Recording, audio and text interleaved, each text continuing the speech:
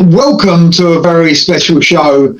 Look who I've got with me. I've got Jesper Lindbergh of the amazing band Sarayasign. How you doing, mate? I'm awesome. Awesome. A little bit tired. A lot's going on in my mind, but everything is awesome. Do you know I had a look, it's been 10 months since we hooked up on the interview with you and Stefan. Yeah. 10 months ago, then. That's amazing.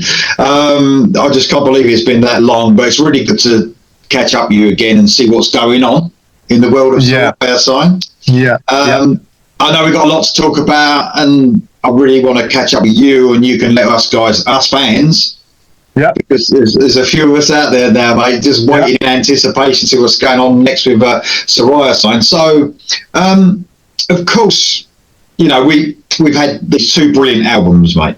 With The Throne of Gold in 2022. Correct me if I'm wrong in any of this. And then we had The Lion's Road, which was an unbelievable follow-up the following year. I mean, two albums. This is old style, mate. This is how it used to go on. One album a year. It's like, you know, we had The Lion's Road, which was, well, they've both been critically acclaimed. They are amazing albums. If anyone's watching this who just joined my channel for haven't been with me long, Sarayasign, as you know, Jesper, I've covered the band since the beginning. And I've been blown away, and there's lots of people that have been introduced to this amazing band. So, obviously, we want to know what's going on with the follow-up to Lion's Road. Give us some details.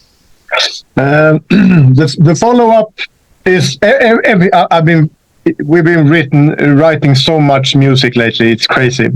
Just to go back a bit, when we did the Lion's Road, I think we had the songs that we chose for the album, and maybe 2 or 3 extra that we written, right? And this time around, it's been crazy hot in the writing studio, because this time around, I think we have 27 songs already written. Wow. So 27 songs, and I think 10 or 11 of them is going to be on the next album. But chapter 3 might be a little bit further down the road, because we are not going to do the next record with Frontiers. So we are currently in discussions with some new labels, but we are not going to make the fans wait. So we decided, while we sort this thing out, we've decided to record 3 singles that's going to be released this year. Wow. So on the 16th to the 18th of May, I'm going back to Top Floor Studios in Gothenburg to record the drums. With the same guys, Jacob Herman for the drums and the production, and Jacob Hansen is going to be on board for the mixing. And those 3 tracks, I know from the beginning, I was really clear about this is the story, like 4 albums, right? And it's still the same chapters, but the universe of Saraya, when we're writing all this stuff and all these small events happening, there is room for some songs around that as well. So 3 songs will be released from September to December, and I think we're going to do 3 videos as well. Wow. So there's a lot of stuff happening. Well, I mean, for Sarayasign, I'm sure you'll agree, it's not just the music, visually striking as well, like with the videos. So there's so much work that goes into the band. Anyone can see that. I just want to say, though, I mean, I don't know. I've had the pleasure and honour of hearing Jesper sends me occasional little snippets of stuff you're working on in the studio, and I've heard some new stuff. And I've got to say, anyone, any Sarayasign fans who are wondering what the new stuff sounds like, it sounds amazing. And we're not even talking about finished product here. We're talking about songs that are being worked on. So I don't know if they're going to be singles I've heard, but what I've heard is absolutely amazing and just adds to what we've had already with the amazing. One of the singles being released later this year, you've actually heard the demo. Oh, wow. Oh wow! I mean, honestly, it's just blows my mind every time I hear anything from Sarayasign. But the new stuff as well. There's so much power, so much melody. Everything we get from Sarayasign, plus a little bit more. You know, just amazing stuff. So, I mean, musically, following the same sort of path. Are we expecting any surprises? We had a clear vision of how we wanted it to sound with the previous record, and I think that Jacob Hansen did a wonderful job. The only thing that I've discussed mainly with the producer, my co-producer, and the guys behind the orchestral things and the pianos and stuff, Daniel. So Daniel, like Clive and me, has been discussing, okay, what if we, what is the next step? What is this? How is this? What do we love? What do we want more of? What do we want? I think we want basically what Jacob did. The only thing I think we're going to concentrate a little bit more of the cinematic aspect. So I'm going to focus a bit more on the loops and soundscapes to be drawn into certain events and stuff. And I think Daniel is going to do kind of a bigger orchestral arrangement, if you will. We're not going to change the bite of the sound. It's just going to have a little. You're just going to feel it a little bit more present.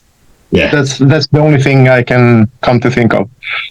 What I love about those first two albums, though, as well, you've got these orchestral soundscapes and stuff. Yeah, but I mean, and they are concept albums. Obviously, it's a story. But what I love about those two Sarayasign albums is those are within the songs. A lot of concept albums and stuff, you might just get a song alone that lasts like 4 minutes of just music, and it's just all orchestral. I love the way you just intertwine it all with the song. It really it gives you something different, you know. And also we have something different on each album, I believe. The Throne of Gold, the title, the track Throne of Gold, that's going to be 4 parts, right? Yes. And that's kind of the climax, the bigger epic proggy type of thing. So we're working on a follow-up to the last one. I think it's going to be around 10, 11 minutes or something. Oh, wow. I loved part 2. I must admit, I loved Throne of Gold, but part 2 was even better. And I think everything was, to get such an amazing follow-up to Throne of Gold anyway and make it better. And a definite addition to that, mate, was your guitarist. I mean, he added something special to that second album. Peter Lundin, he smashed it on that last album, didn't he?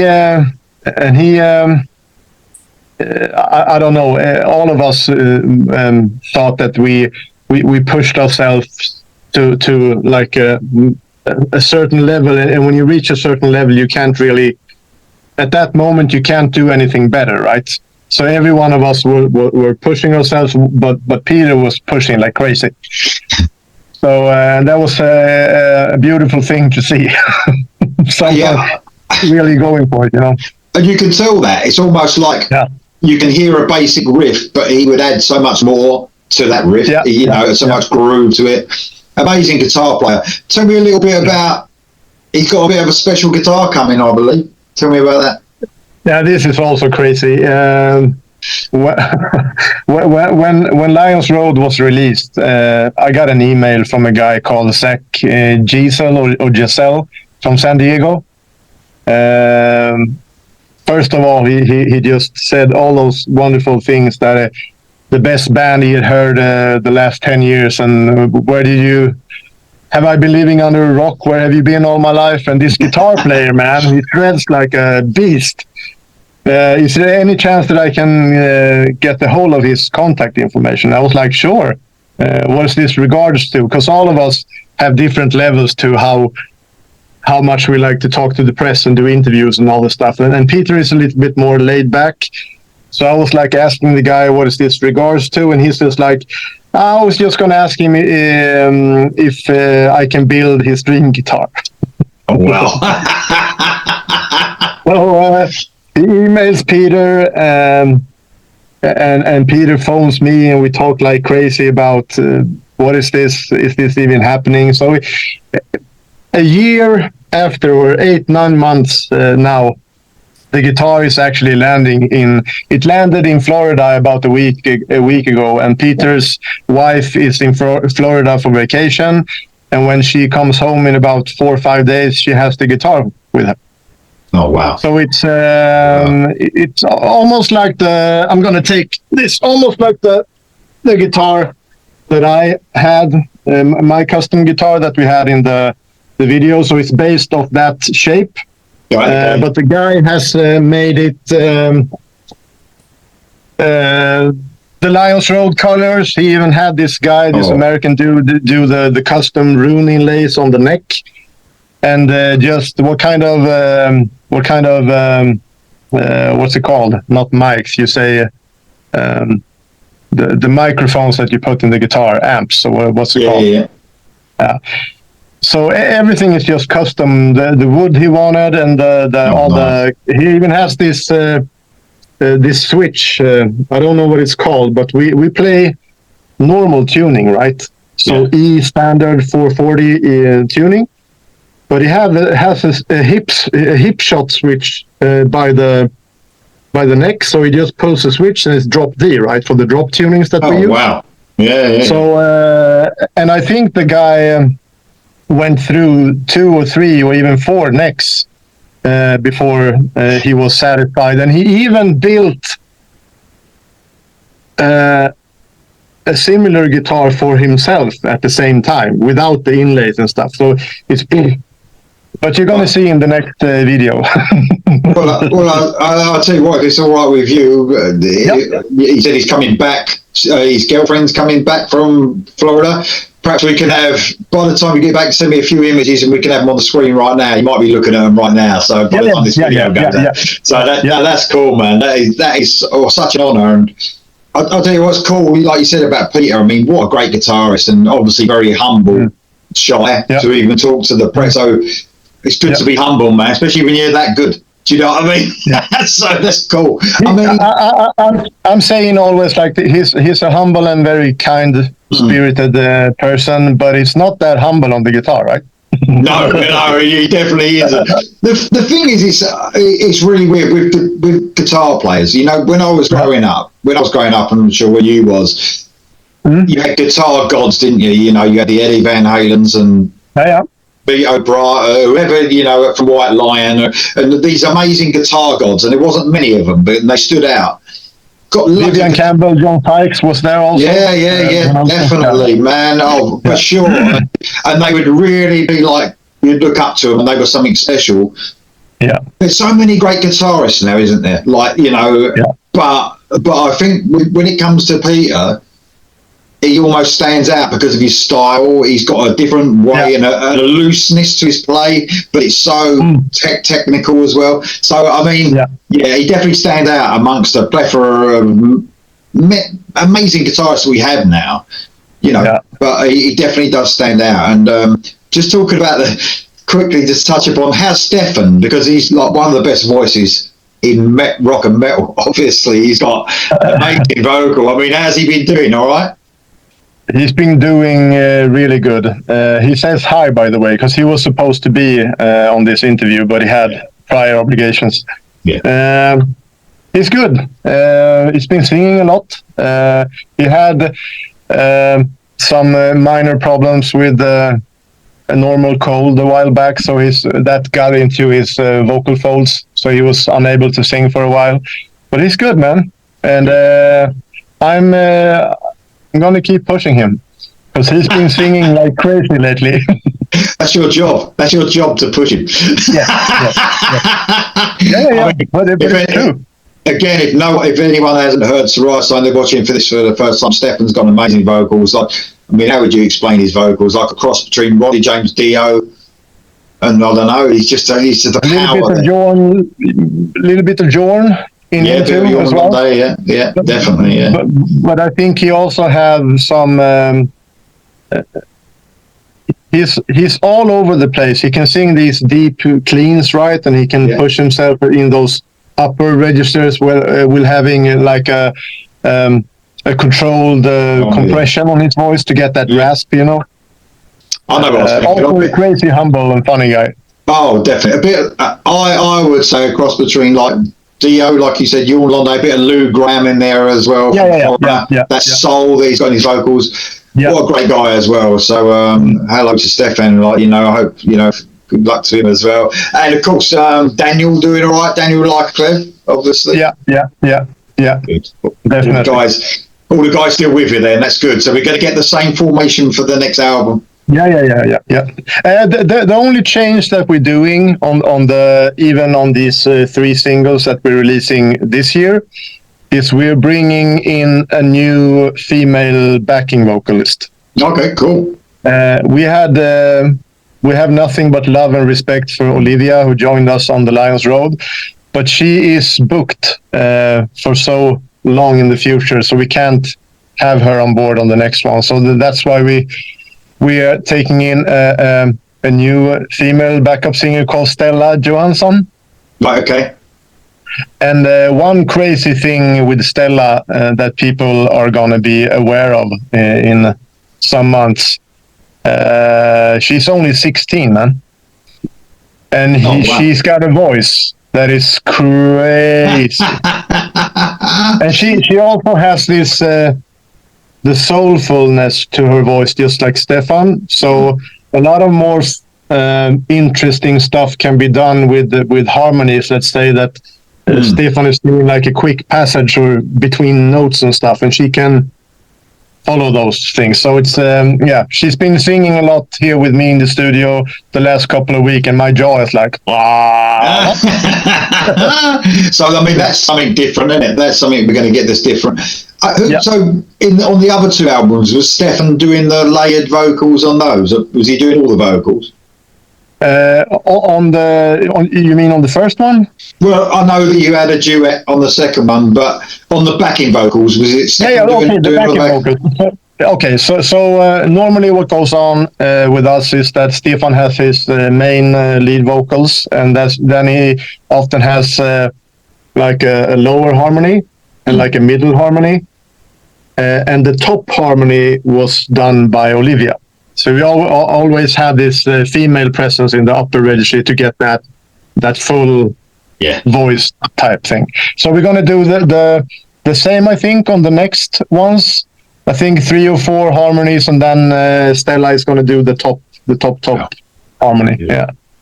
Oh, well, can't wait. I really can't wait to hear the finished product again, mate. I mean, I know it's a bit different now, I know, with albums and stuff like that, but the artwork has been an amazing part of, obviously, Sarayasign. So what are we going to, can you give me any clues we're going to expect on the cover of the next one? Yeah, we got, I contacted a French artist who actually lives in Canada at the moment, called Juan Carlos Barquet.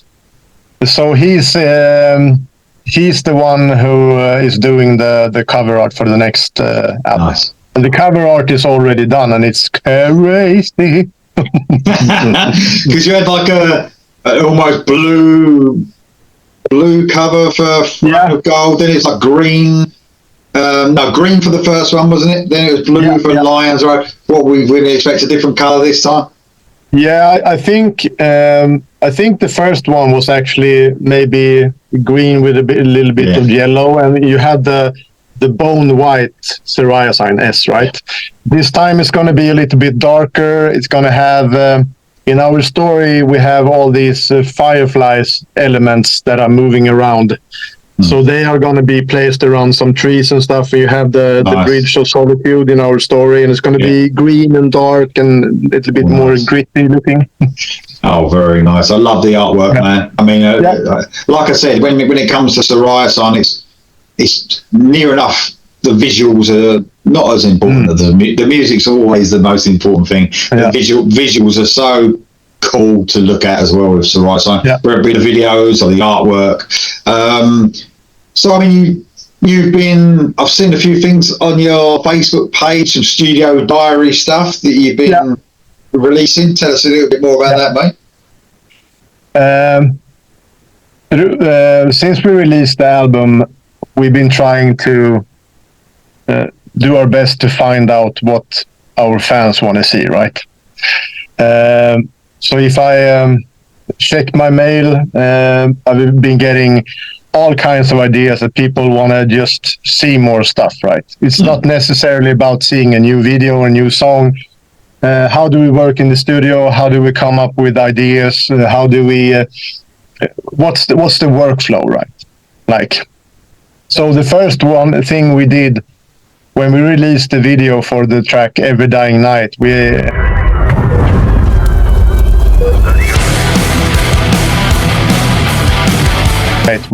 Joel Nilsson, who did the video, he actually brought along a friend of him called David, who shot stuff behind Joel. So Joel was filming us, and David was behind Joel, and that footage was just stored in the vault, right? Before someone of us got an idea, why not just release like a studio diary, something brief, something to give the fans an insight, be a fly on the wall for a while and just see how we work, right? And a lot of bands don't want to, something is done on a green screen and they don't really want to show how it's done. But I think it's important to let people know that we are just normal people trying to do something cool, right? Oh, yeah.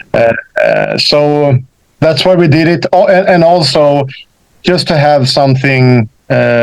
it's weird these days when you release an album and you have the singles and videos, and if you don't tour that much, it's kind of silent, right? So we wanted to do that just to give something back to the fans. Yeah.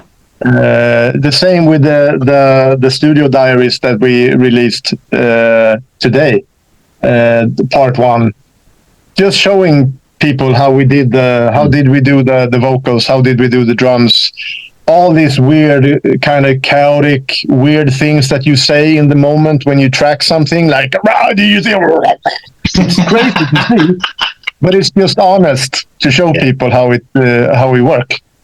And to tell you the truth, it's pretty refreshing, man. I mean, I was saying to you offline a little bit earlier on about you're seeing a band do it, I mean, how many times do you see, projects and stuff these days where someone is somewhere else in another country, and then someone's in Sweden, someone's in Italy, and then someone's in America, and they're not even together. It's nice to see the band thing, and I think it's something we miss sometimes in music these days. Yeah, a band, And it's also important for us.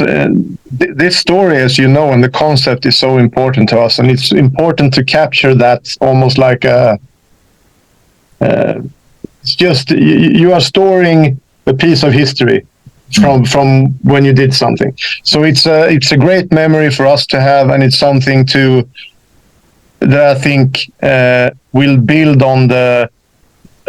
If someone likes the album, they kind of sometimes maybe wonder, if you're a musician, how did they do this? What's this sound?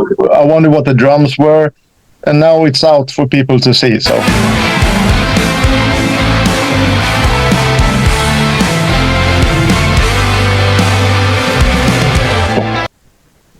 Yeah, it's brilliant. Anyone who wants to catch up on what you're doing at the moment. Obviously, this was mainly from the last album, making of the last album. You're going to do that you've been filming stuff for the new recording. We already started. And I think on the 8th or 9th of May, Peter is coming here, and I think Joel is coming here also just to film something, because a lot of questions I've been getting is how do we work with loops and the layerings and all kind of weird sounds that we use in the computer. So there's going to be some more about that also, how we discuss ideas and how we take a scene out of the story and, okay, this is the story or this is the scene. What does this scene sound like? Yeah. Right. So, and it's just fun to let people in a little deeper what we do, I think. It is cool because it's very grounded what you're showing, like you said, but the music of Sarayasign is such a big, theatrical almost, big sound, and it's quite cool to see you guys, and grounded and see you working on music and all that. It's very cool indeed. So, very another thing that we're doing, and I think it was Joel Nilsson's idea. The next videos that we're releasing this year, in some months, they're not going to be what we're releasing now video-wise. You haven't seen before from our videos. So the thing where we just play and we shoot ourselves as a band playing mixed with these other kind of images. Most of the stuff we will be doing will be done in the world of Saraya now. So we're done with the studio lighting, standing under a light looking cool, right? Yeah. So now it's more about the story and the environment and how does this world look and feel, right? Very cool, very cool. Going away from the writing and the recording, now you were lined up to do a show, weren't you? Which sadly was, oh my God. This was last month, wasn't it? March, wasn't it? I think. Yeah, and it was. We were kind of bummed out about that because Ron Dahlgren, the guy behind Gathering of Kings and the guy who runs Rocknytt, he actually called me and offered us a spot at the rock cruise that they were having now in March. And I don't know what this is called, but the company who runs the boats, the ferries, right? They were removing routes and changing routes and adding new routes. So the show got canceled. Oh, wow. So we were going to do our first premiere gig together with Hardline and some good bands. So that was a bummer. Oh man, I was so excited to see you were playing as well.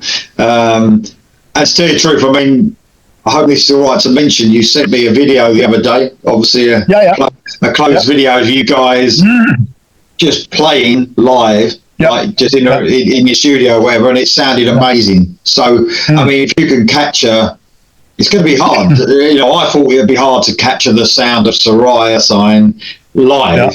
But you guys just jamming in the studio sounded amazing, man. It really did. Yeah. So and we worked hard to get ourselves prepared, and then when you're all fired up and ready to go, it's cancelled.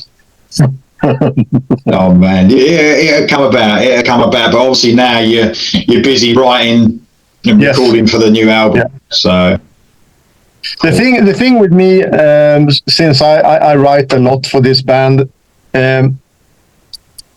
The weird thing, I have this big fear in my life. I'm saying to the guys a lot of times that I wonder, what if I wake up someday and my inspiration is gone, right?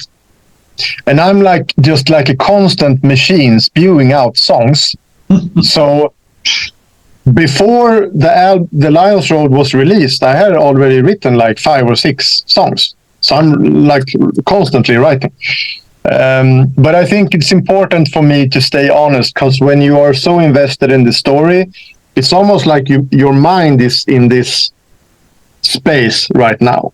So I need to write while I have this feeling.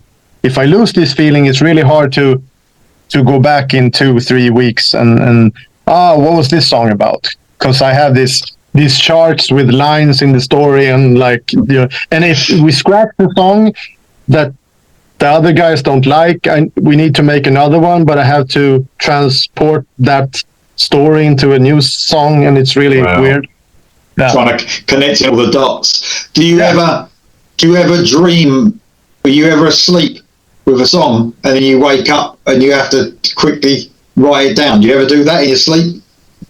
I did that with one of the singles that we have planned for later this year. Peter sent me a riff, and I had just recorded drums and guitar in my computer, and I think I laid down some bass just to hear the vibe. And I think it was maybe 3 or 4 in the morning, and I thought I woke up because I thought I heard my child waking up, but it was not someone screaming. It was like a chorus. Wow. So I'm sweeping up going into it happens a lot to me. So I go up, trying not to wake everyone up in the family, and I lock myself in the bathroom, and I up with my phone and start writing lyrics, and I have this recording device, and I can't wake anybody. Brilliant, absolutely brilliant. Yeah.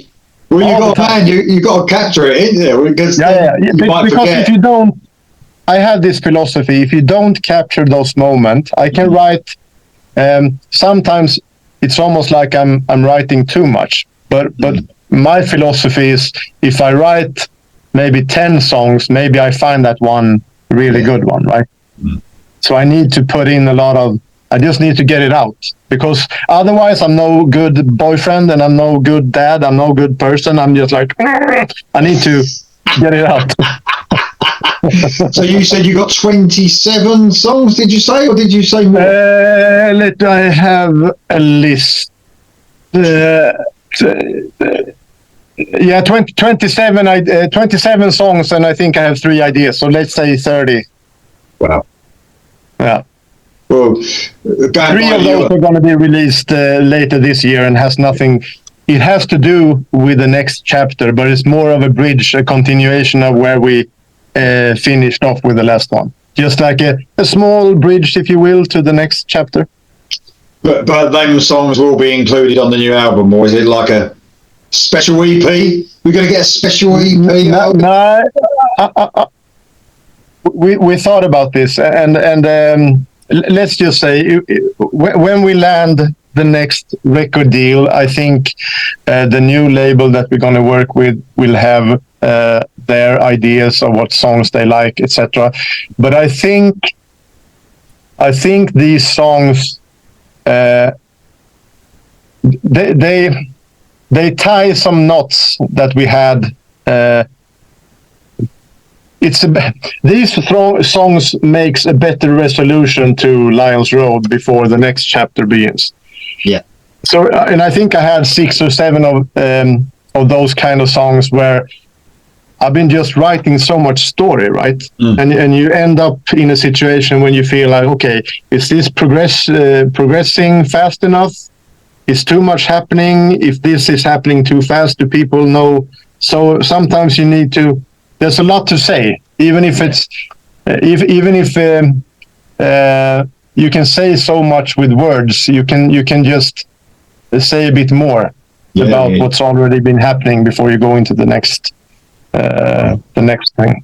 Well, I can't wait to hear the new music when it's done and you're releasing it. Yeah. We're all waiting in bated breath. I'm really excited hearing you talking about it. It just makes you really apprehensive to hear the new music, man. I'm really excited. I'm sure we all are. And whoever you land this deal with, this record company, man, they got it made with you guys. I mean, you should be, you're such a great band. And I'm not just saying that because you're talking to me. You know that from the moment you sent me your first song, I was just blown away by your music. So, whoever you signed that record deal with, man, they've had a result with you guys, I tell you. Amazing stuff. Yeah, I hope so. And I think also to make it clear to you and our fans and the people who are listening to us, this is not something that we want to rush, right?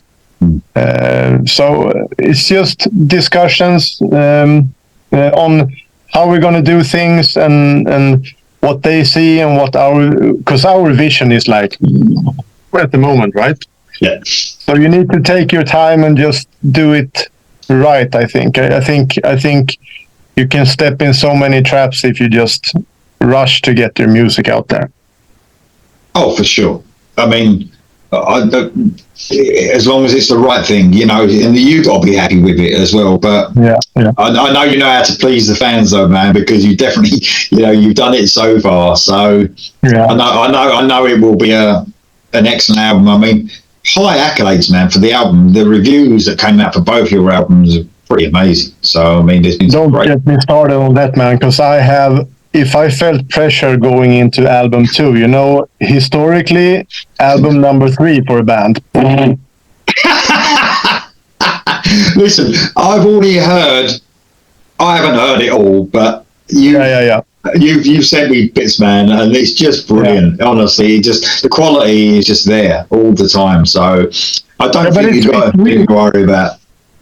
It's weird when you take Nestor, another Swedish band, as an example. They released a terrific first album, and I haven't heard as much as you have of the new one, but I remember hearing an interview with their lead vocalist, and he also said that he felt an enormous amount of pressure, and I think that it's all about how something is perceived, because we knew what we thought of the first album, and we knew what we thought of The Lion's Road. Mm-hmm. But when you get all these positive things back, people from all over the world sending us videos with them holding the CDs and standing in their living room, headbanging with their children and saying this is the best thing that came out in this genre for like the last 10 years. It puts you in a place where let's say that they give us, because the reviews have been awesome, and a lot of people have been offering us top scores, right? On charts and lists and stuff. I think Rocknytt placed us at number 12 of the 50 best hard rock albums last year. Okay, so what's the next step? How do we make this 11? Yeah. Weird, but I think you need to be true to yourself about where the story is progressing and how you think this is going to sound like. The only thing we can do is our best, right? Yeah.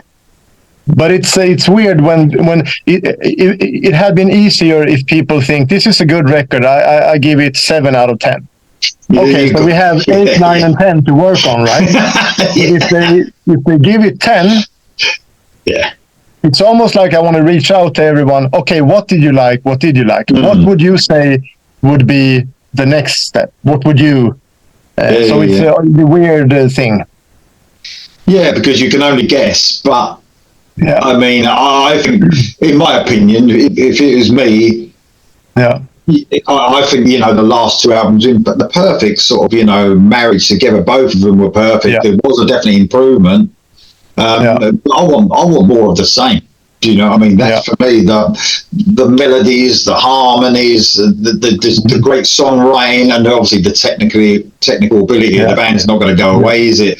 But like I said, I mean, I've only heard snippets, but he's definitely along the right road there, mate. Honestly, it sounds amazing. One thing I need to say that we tossed around as ideas just internally was, okay, I also, when I talk about my favorite bands when I was growing up, or my favorite bands now, when they release the next single, I want to recognize the band, right? Yeah. But sometimes it's also important, I think, to give the listener something. You need to feel a proper progression, right? Yeah. So I think we, for example, we had some fans of progressive music that really liked the progressive elements, that we have certain kind of small, clever parts here and there in the songs. Yeah. We can't put too much of that in there, because then we lose the... Of course. So it's all a balance. But I think we're going to maybe... I don't know, maybe... of course, we're going to try not to copy ourselves, but it's important for us that the fans recognize the band. You have got your own sound. I mean, that's a definite. I mean, you're instantly recognisable. Great points you're making there about progressive music and melody. I mean, you guys, a great example of the first album probably is the ballad, "If Only for a Moment." Where that, I just love that odd time signature where it just hits earlier than it really should. It's just so clever, but it doesn't lose any of the melody of the song. It's just there all the time. So you guys are brilliant at that. Not too progressive, because progressive music, sometimes it can go a little bit twiddly and a little bit too much for me. As long as the melody's there, and it always is there with Sarayasign. So the melody and song is the most important thing, but it needs to be in a interesting. Yes, yeah. It needs to be interesting also. Of course, yes, definitely. Yeah. No, man, listen, it's been amazing to catch up. Is there anything you want to talk about before we go? The next Studio Diary Part 2 will be out next Monday at 1800 CET. So we're doing that every Monday for 2 more weeks. So check out that one if you want. And also, before I forget, we're gonna incorporate corporate English subtitles, even for the first one that was released today. I noticed a lot of people emailing me saying, "I don't know a word of Swedish, man." Well, listen, Sweden is the main language now for rock and metal. So I think we all need just to learn Swedish now. I think that's what we need to do. So, but no. Yeah, but I think it was a little bit lazy because we did translation for the behind the scenes. The hard thing about the studio diaries, in the moment when you record stuff and you spew out all these weird things to the producer, for example, that you're thinking about, it's kind of hard to translate sometimes. How do you translate? Oh, we're going to the it's really hard to translate. Brilliant. But I'm going to try. No, man. Listen, I really am waiting in anticipation. Like anyone, Sarayasign fan, I know you really update all your stuff all the time, like your social media stuff. So there's the stuff, the studio diaries. We've got new music to look forward to this year. Can't wait for that. So all exciting in the world of Saraya still. Yeah. Very cool. Listen, man, it's been a pleasure catching up again. And of course, we will catch up. Perhaps when the new music is upon us, we'll catch up again. Definitely. Yeah. Thanks, man. Much appreciated coming on for your time. Really do appreciate it, as always. All right, man. I'll speak to you soon. Cheers, man. Yeah. Bye-bye.